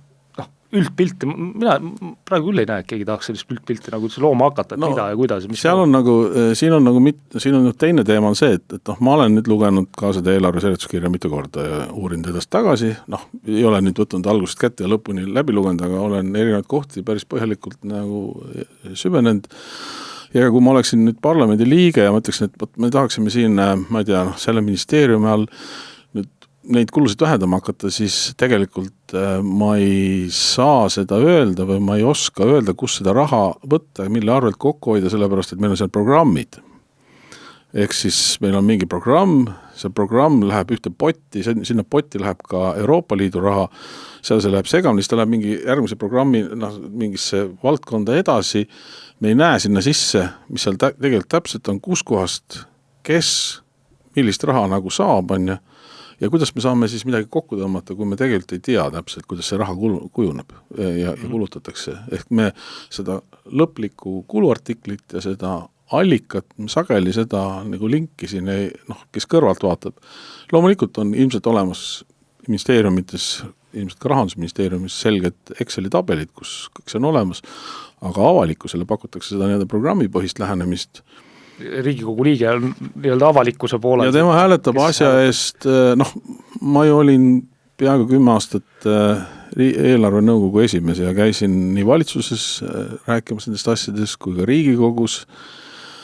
Ja ega parlamendisaadikud tunnistasid ausalt, et ega nad päris täpselt aru ei saa, mida nad hääletavad. Ja niimoodi me siis võtame seaduse vastu. See on absurdne, ütleks nii, eks ole. Ma tahaks ühe teema veel siin sisse tuua, et mis puudutab majandust ja meie siis energiamajandust tegelikult, et oluline sisend, eks ole, et ei sõltu ainult sellest, et mismoodi siis seal Hormusi väinas parajasti asjalood on, vaid sõltub ka ju palju meie tegemistest, eks ole, et ma ei tea, kuidas see pilt praegu seda hetkel tundub, et kuidas meie seda elektri- ja energiapoliitikat siin arendatakse, et mis vaade on? Ilmselt on ikka enamik inimesi nagu aru saanud sellest, et meil kogu aeg tuul ei puhu ja päike ei paista ja see oli sellel talvel nagu eriti teravalt nagu tunda. Ehk siis oli väga selge, et ainult juhuelektri peal me ei saa ja tegelikult ka täna mingid numbrid vaatasin, kas oli see eelmine aasta, oli üle 60% on ikkagi meil fossiilkütuste peal olev elekter, mida me tarvitame. Ehk siis tuleb nagu endale selgelt aru anda, et jah, tuleb luua võimalikult ruttu need gaasijaamad ja mõistlikum pikaajaline lahendus on tuumajaam, ega siin muid variante põhimõtteliselt ei ole. Ja ütleme jällegi, kui me räägime nendest tuuleparkidest ja asjadest, et väga huvitav oli Postimees, või oli ERR-i uudis oli see vist, kus tuli teada, et valitsus kuulutab välja järjekordse vähempakkumise maismaa tuuleparkidele. Ja kui selle läbi lugesid, siis all olid nagu alati on artiklid, nagu seotud artiklid, masin paneb sinna lõppu. Ja sinna oli pandud artikkel, kus Eesti Energia pealik rääkis sellest, et nüüd vist on paras aeg hakata nagu neid pankrotistuvaid tuuleparke kokku ostma. See korjati küll sealt lõpust ära suhteliselt varsti, aga see oli nagu päris karm kombinatsioon, et me kuulutame välja uue pakkumise ja samas mitmed projektid seisavad, sest et lubadused, et teeme need kiires korras neid kooskõlastusi ja anname nagu rohelise tule, need kõik seisavad, midagi ei ole siin kiiremini juhtunud. See on võib-olla üks koht, kui me räägime nendest kooskõlastusest, kus Läti on meist edukam, et võib-olla see on ka nagu Läti edu võti Eesti ees, et meil need, siin näiteks legende on ju mingites Tallinna kooskõlastustes, mis on juba vist jooksevad juba 2 aastakümmet ja nii edasi. Et täna on ju selge see, et see tuule teema nagu ilma riigi dotatsioonita ei toimi. Ja siis unustame ära selle, et midagi nagu odavam on, sest et lihtsalt tuleb meile sinna arvesse üks rida juurde, mingi maks on ja eks siis ma vaatasin ka oma elektriarved, mis ei olnud üldse madalat. no ma ei liialda palju, kui ma ütlen, et 40%, isegi alla selle oli elektri tarbimine ja elektri hind ja 60% seal kandis olid maksud. Nii et selles mõttes me võime rääkida, et me ajame elektri hinna odavaks, ma ei tea, kuigi seda ma ka hästi ei usu. Aga siis me võtame selle ülejäänud raha jälle, nii et kokkuvõttes ju tarbijat ei huvita see elektri hind, teda huvitab elektriarve. Ja kui see elektriarve jääb jätkuvalt kõrgeks, vahet seal on, mis see hind on, see võib ka null olla, kui ülejäänud võetakse maksudega ära, siis millest me räägime, nii et on selge see, et täna tuuleenergia ja päikeseenergia ilma dotatsioonita ei toimi, sest see on ju ka selge, kui tuul puhub, siis ta puhub üldiselt kõigil, või kui päike paistab, siis ta paistab ka meie naabritel ja siis on elektri hind on null, nagu suvel on, ja kuskilt peab see ettevõtte ju saama ka kasumit, et oma investeeringut tagasi teenida, nii et ja talvel meil ei ole päikest, nii et see tuleb lihtsalt kinni maksta, nii et see on natukene näide sellest, kuidas me oleme läinud nagu ära unustanud, et siin kliimavöötmes nagu kõik asjad nagu ei tööta nii nagu võib-olla Lõuna-Euroopas, ütleme niimoodi, või Aafrikas näiteks. No, kui inimestele meeldib mõelda, et töötab ja teeme edasi. Ja kui nüüd ausalt neile öeldakse ka, et siis tuleb sellest maksta. Ehk siis tegelikult et see jutt, et kui meil on rohkem taastuvat elektrit, et siis meil on tulevikus odavam elektri, see lihtsalt ei päde. See lihtsalt ei päde. Ja seda me näeme oma elektriarvete pealt põhimõtteliselt, nii et nagu ma ütlesin, et me ajasime vanad kaevud kinni enne, kui uus kaev valmis oli ja tulemus oli see, et nüüd maksame rohkem näiteks, kui soomlased maksavad. Ja, kes on meist, eks ole, suhteliselt jõukamad ja nende positsioon ka, ütleme siis, majanduslikus mõttes on ju absoluutselt parem, sest et kes see tuleb, kui sul on sisendhind, nii oluline sisendhind nagu elektrienergia on kõrge ja ebastabiilselt, eks ole, kõrge kõigub seal, ma ei tea, kord 800 päeva jooksul ja kord nii, siis Nii on jah, et ega ma ei imesta, et järjest rohkem inimesi mõtlevad, kui mina olen maal mõelnud seda, et kuidas saada Eesti Energiast sõltumatuks ja toota ise siis kas või suvel rohkem elektrit ja mis see lahendus on sul maal? Üks lahendus kindlasti on päike, mitte selle mõttega, et ma müün seda, vaid oma tarbeks. Ja mul on ka selline võib-olla võimalus vee-energiat kasutada, vaatame. Et peab nutikas lihtsalt olema, et lihtsalt sa otsid neid variante, loomulikult tuleb seda kombineerida akusüsteemidega, sest siis tuleb toota elektrit ja õhtul seda akude pealt tarbida. Aga need on plaanid kõik, hetkel ei ole veel realiseerimiseni jõudnud, aga vähemalt mõte on olemas. Jah, tuleb, aga see ongi, ma olen rääkinud ekspertidega palju ja nii edasi, tulebki, selliste süsteemidele tulebki off-grid olla, eks ole, selles mõttes nagu võrgust väljas, et siis sa toimetad ära seal oma ette, et see maksukoormust lihtsalt ajab sind seda tegema, sellepärast, et kui sa nagu aru saad, on ju, et elektri eest sa maksad põhiliselt mitte elektri hinda, vaid sa maksad tegelikult makse, siis see nagu ikkagi panebki sind tegutsema. Plus võrguehitus, mis vaja teha? Siia juurde veel see, et kui kujutame ette, et noor pere või ükskõik, kes läheb maale elama, seal ei ole elektriliitumist, siis selle, ma ei tea, liitumise hind pluss, ma ei tea, liinivedu on ju nii kallis, et sul ongi vaja mõelda, et mis need teised variandid on. Aga nendele hajutatud tootmisele, mitte hajutatud elamisele, hajutatud tootmisele on vist mingid piirid seatud hinnale, mida siis kõik tarbijad jällegi maksavad, sest me tahame seda hajutatud tootmist. Ma ei tea, kuidagi selline on see süsteem. Seal on nagu küsimus on, et kas sa teed selle süsteemi nii, et sa saad hakata seda müüma, kui sa teed oma tarbeks. Ma arvan, kui sa oma tarbeks teed, siis ei ole vahet. Aga igal juhul ei ole seda võimalust oma tarbeks kõik asju ehitada. Ma vaatan üldiselt, me oleme siin ilusti saanud teemadele ringi peale käia, et igal juhul väga olulised teemad.